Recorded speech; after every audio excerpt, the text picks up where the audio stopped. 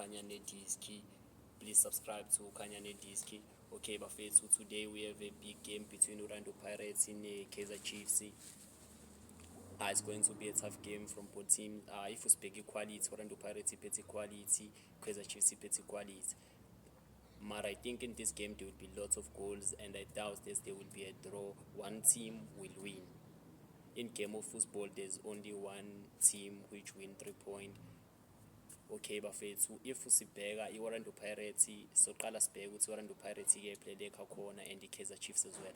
Okay, Orlando Pirates iyalekha ukudefenda ama-aerial balls, ama-set piece, abakho bahluleka ukuheada.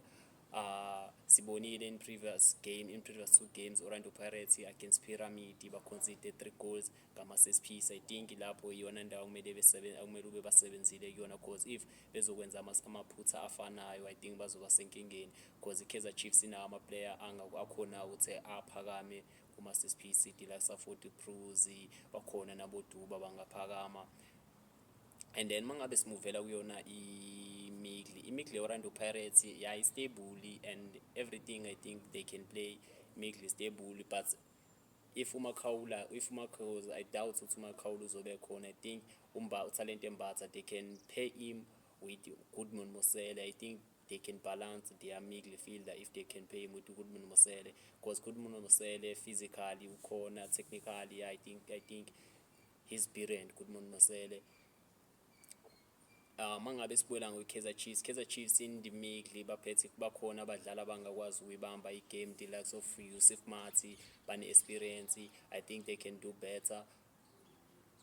Mangabe simuvela forward lapho la ngithi khona igame ikhona, mara inkinga esizoba nayo inside the-Orlando Pirates. Inside the-Orlando Pirates izothanda ukushoda, because ama-strikers ay-Orlando Pirates akekho consistent, the likes of abo Mabasa, Mahoba, abekho consistency, abashaya ama-goals.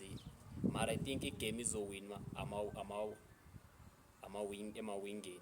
I-team ezowina igame izoqhamuka emawingeni, because even if kwi-Pirates uyaya straight, uma ngabe uqonda straight kwi-Pirates awuyi straight ibhola uma udlala phansi, ngeke ibuye, yabo.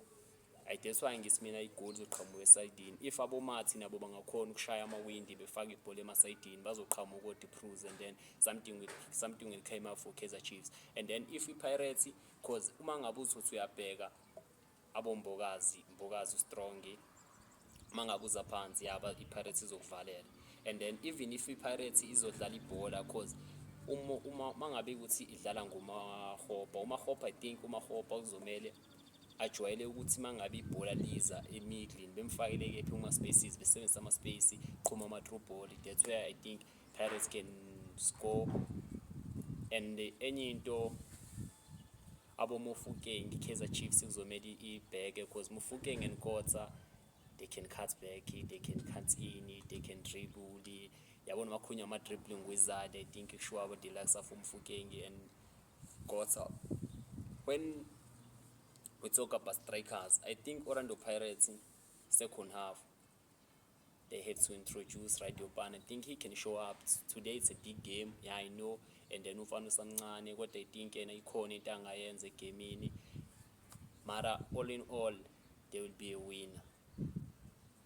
Please subscribe to Khanya Nediski. After a game sizobuya, and then we analyze the game for you.